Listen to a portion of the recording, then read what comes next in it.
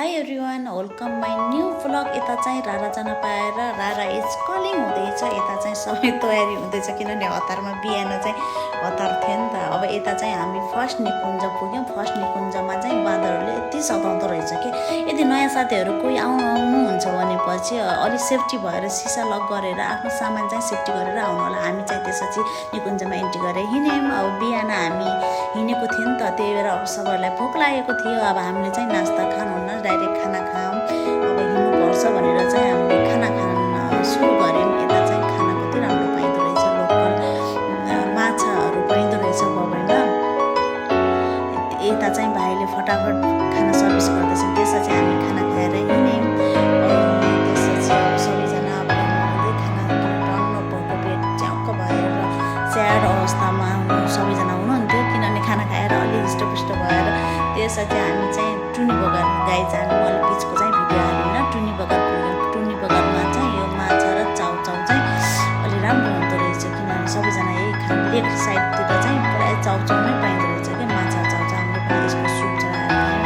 त्यसपछि चाहिँ हामी राति चाहिँ अब यता चाहिँ पुरा भिडियो खिच्यो भनेर रियाक्सन गरेर चाहिँ यता चाहिँ हामी चाहिँ अब किनभने अहिले चाहिँ यो धेरैजना मान्छेहरू चाहिँ घुम्न गएको कारणले, पर्यटकहरू भएको कारणले चाहिँ हामीले रुम चाहिँ एउटा मात्र पाएको थियो, धेरै रुम पाउन सकेनौँ। त्यही भएर एडजस्ट गरेर चाहिँ हामी एउटै रुममा बस्यौँ। हामी चाहिँ यो बिहान गएको कारणले अब सबै रेडी भइसक्यो।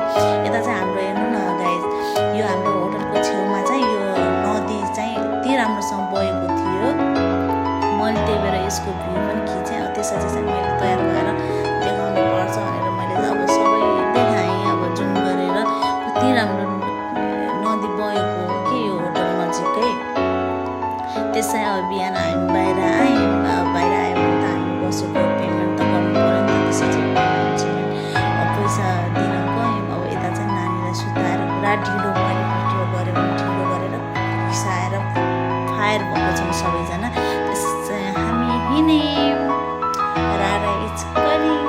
त्यसपछि हामी चाहिँ भिडियो बनाउँदै सबैजना चाहिँ अब रमाइलो गरेपछि चाहिँ हामी रमाइलो गर्दै अब यता चाहिँ ड्राइभर बाबु पनि पुरा रमाउँदै यता चाहिँ पुरा हामी चाहिँ त्यसपछि जुम्ला पुग्यौँ। जुम्ला पुगेर चाहिँ अलिक भिडियो बनाउनुपर्छ भनेर चाहिँ हामी भिडियो बनाउन लाग्यौँ।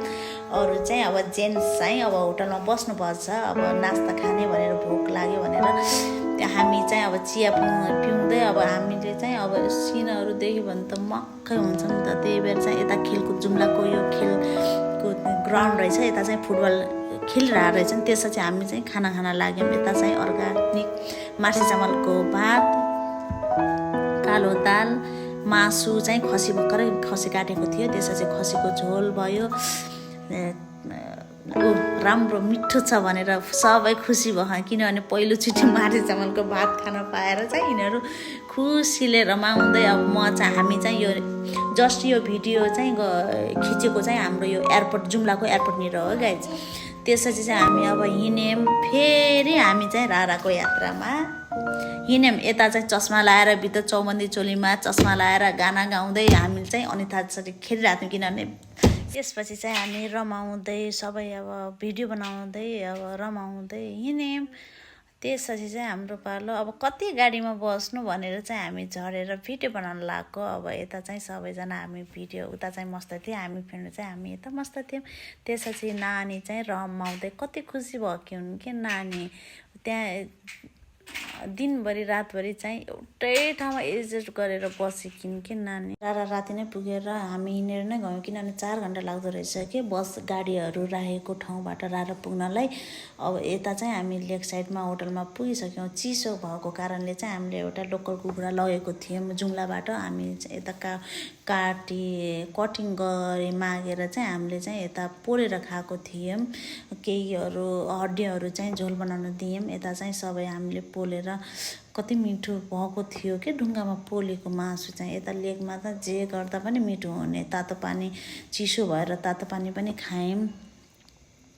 त्यसपछि चाहिँ यता पोल्दै खाँदै यता नानी चाहिँ पनि मिठो मलाई पनि दिने भनेर चाहिँ भनिराखेकी थिइन्। अब यता खाँदै चिसो भएको कारणले सबै स्याड हुनुहुन्थ्यो। यता चाहिँ हेर्नु न बिहानको भ्यू चाहिँ कति राम्रो थियो। हाम्रो बसेको होटलबाट चाहिँ तल चाहिँ हेर्नु न कति बिरालो थियो के, देख्दाखेरि पनि कति डर लाग्दो, कस्तो ठाउँमा बनाएको जस्तो लाग्थ्यो। कसरी बनाएको भनेर हामी चाहिँ दङ पर्थ्यौँ यताको होटल।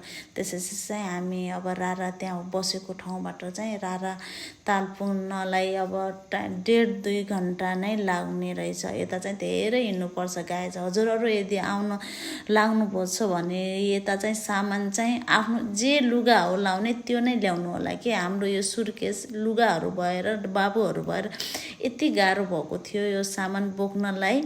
मान्छेहरू हिँड्न त केही पर्दैन थिएन। अब हामी चाहिँ अब सामान भएको कारणले चाहिँ यति गाह्रो भयो गाइज हिँड्नलाई। ओह्रालो उकालो भएर म चाहिँ अलि भिडियो बनाउँछु भनेर खाली हात गरेको थिएँ। मेरो हातमा पनि सुर्केस परेको थियो भाग। यता चाहिँ बुढोले माथि यता कति राम्रो झर्ना बगेको थियो बिच बाटोमा। त्यसपछि म मेरो पालो भिडियो बनाउनु पर्छ यसमा छोड्नुहुन्न भनेर भिडियो बनाइदिएँ। यता चाहिँ हाम्रो यो राराको चाहिँ अगाडि यो छेउको भाग देखिन लागिसक्यो। यो राराको अलि छेउको यसमा क्रस गरेर चाहिँ यो घोडा हिँड्ने चाहिँ त्यहाँ भिडियो बनाउनु रहेछ। मेरो नानीको पालो चाहिँ जता जे देख्यो भने काम गर्नै पर्ने। यता चाहिँ गाना गाएर बुढोले ओहो थकाइ लागेको बेला पनि गाना गाएर चाहिँ हामीलाई रिल्याक्स टाइम बनाइदिनु भएको थियो। यता हेर्नु न गाए सुर्के। यता चाहिँ रारा ताल छेउमा पुगेर अलि अरू यता चाहिँ हामी रमाउनु पुगेको हो नि त, केही रमाउनु पर्यो। त्यसपछि हाम्रो पालो रमायौँ। त्यसपछि हामी ब्याक भएर चाहिँ यता हामी होटल बसेको ठाउँमा चाहिँ बिहान मर्निङमा यति राम्रो भ्यू थियो। हामीले भिडियो बनायौँ।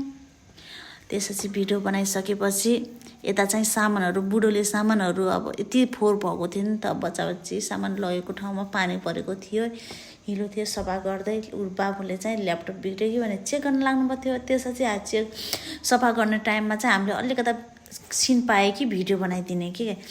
राम्रो सिन हामीले कहाँ देखेको हुन्छ नि लेग साइडमा, त्यही बनाउनु त गएको त। अब हामी चाहिँ भिडियो बनायौँ। त्यसपछि हामी यो चाहिँ जुम्ला हो। यसमा चाहिँ एउटा प्रख्यात के रहेछ भनेपछि एउटा डाँडामा चाहिँ कति राम्रो नेपालको नक्सा बनाइदिनुपर्छ। सबैको ध्यान पहिले चाहिँ पुरानो काठहरूमा चाहिँ यस्तो मूर्तिहरू बनाउने रहेछन् कि। त्यही भएर मैले क्याच गरेँ। हाम्रो यता नानी चाहिँ नास्ता गर्न बसेको बिरानो केही नमान्ने कि यति झ्याम्मिने, कति प्यारी गरेर कति माया मान्नुभएको आमाले।